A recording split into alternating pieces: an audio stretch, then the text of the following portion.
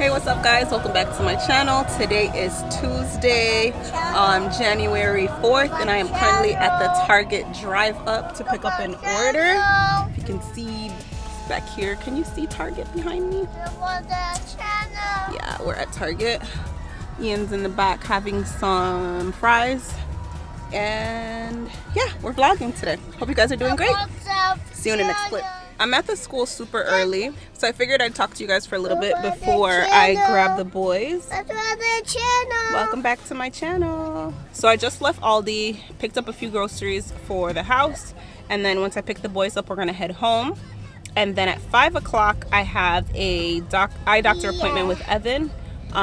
We're gonna go ahead and get him some contacts because he's been breaking his glasses like crazy. So we're gonna try him out with some contacts for a little bit. If it doesn't work out, I will go ahead and get him glasses again, because I do think that he's still a little bit too young to be wearing contacts, but we'll see how it goes.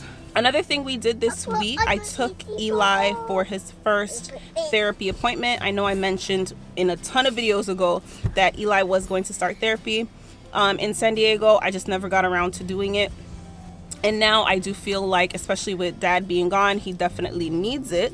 So we got him set up with a therapist, and he will be seen once a week. I'm really excited about it. He's excited about it, which is good. Go. How was your appointment? Good. What's her name, your new friend? What's her name? Miss Carolyn. Oh, Miss Karen. Miss Carolyn. Miss Karen's nice, and I like to play what I told you. Received a lot of complaints from his teacher, so I think that it's best that we do get him some extra support. Since we're on the topic of Eli, Eli is my third son, my third child, and he's also my son with the skin condition called hypomelanosis of Ito. He's gotten to an age where he completely hates his birthmarks or his skin condition, and I feel like it's affecting him now in like a really negative way. So this isn't something that everybody has experience with, so I do feel like getting, professional help is going to be great for him. He's been acting out a lot in school, he's been getting in trouble at school, and honestly, like, he's always been my more difficult child. That of course doesn't mean I love him any less, it's just that he's always been the difficult child. When he was first born, he had trouble sleeping, we had trouble with feeds, like everything was always hard with Eli. And now that he's a little bit older, he's 6 now, and like I said, he has a skin condition that he really hates. And also my husband just recently got deployed. Eli is the most close to my husband, so I knew that this deployment would be really hard on him. So coming to Chicago was very important to me because I knew we'd have way more support, and we'd have way more distractions rather than just counting down the days for my husband to come home. And I'm sorry Ian is all up in the camera and talking so much, but I have to record when I can, and I just felt like this was on my heart to share with you guys today, so I'm sharing it. And it's so funny because I was talking to my mom about it. I'm like, a lot of us don't ever want to admit or talk about having difficult children. A lot of us are sometimes like ashamed of that child, or we try to keep that child, not isolated, but you're always afraid to take that child out and around people because you know how they behave. And with Eli, that's always been the thing. Like, even when he was a baby or a toddler, to take him places, I always knew, I'm like, oh, Eli's gonna throw a tantrum, or Eli's gonna, be upset, or he's gonna be crying and screaming. And it's just always been, are you okay? It's always been that way with him. So ever since he was a baby through being a toddler, it's just always been a struggle. And like I said, that's okay. It doesn't make me love him any less. I just know that he is my difficult child. Since Eli does have behavioral issues along with the skin condition, like I said, I feel like professional help is what's best for him right now, because none of us can relate to what he's going through. None of us can relate to how he's feeling. So just getting all hands on deck with this situation is what I feel is best for him and for our family. I know a lot of people are against therapy and psychiatrists and medications and all those things. I'm not saying that I plan on putting Eli on medication. I always like to prefer taking the natural route with things. So, of course, we're taking the natural route. We're starting with therapy.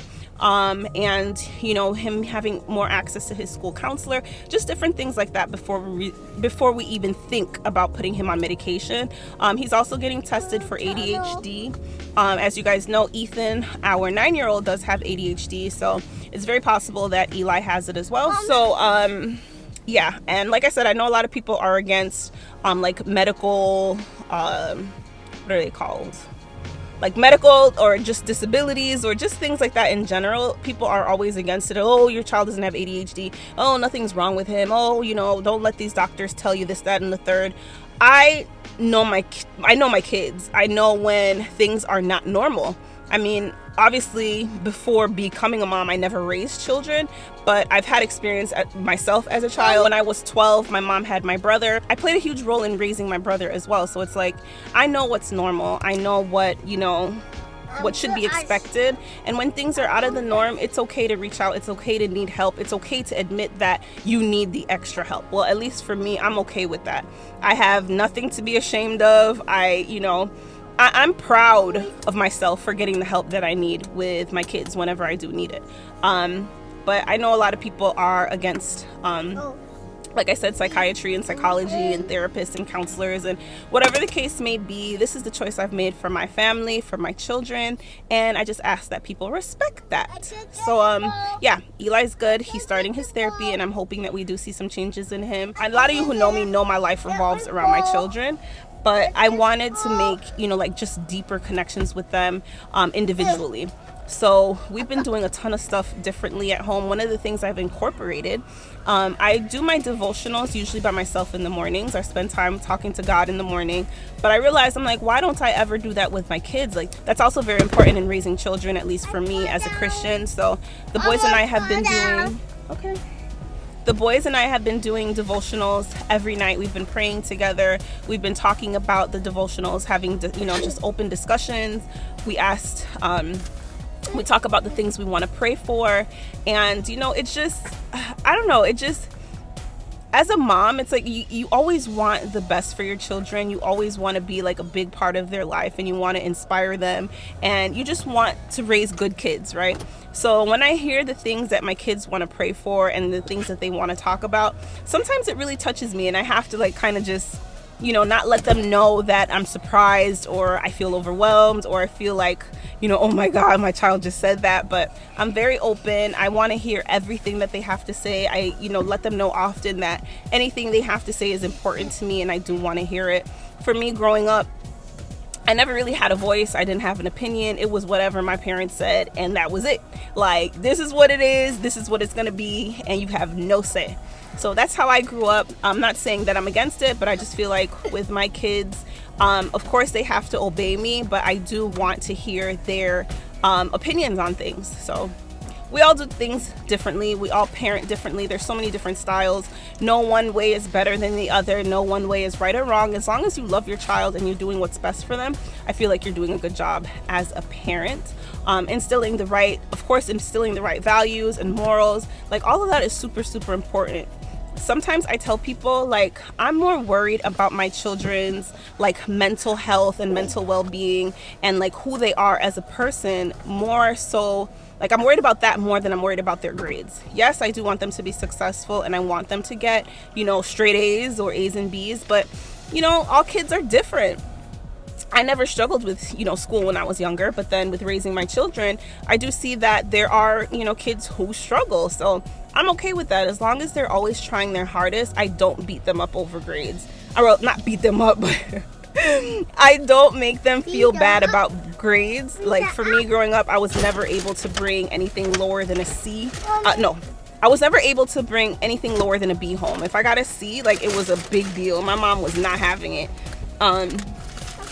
But I guess, you know, she just always pushed me to do my best and be my best at all times. I do the same with my children. But like I said, I'm more worried about, you know, them being respectful and them being kind and them being gentle and them being, you know, humble, like just different things like that. I care more about them as a person. I feel like eventually with school, everybody gets it. We all pass somehow. We all get it at some point. Right now, I'm more concerned about raising good men, raising good husbands, raising good fathers. That's really what's important to me with raising 4 boys. But yeah, I've been chatting for a minute. I'm gonna go ahead and wait for my kids to get out of school, and I'll see you guys in the next clip. Bye.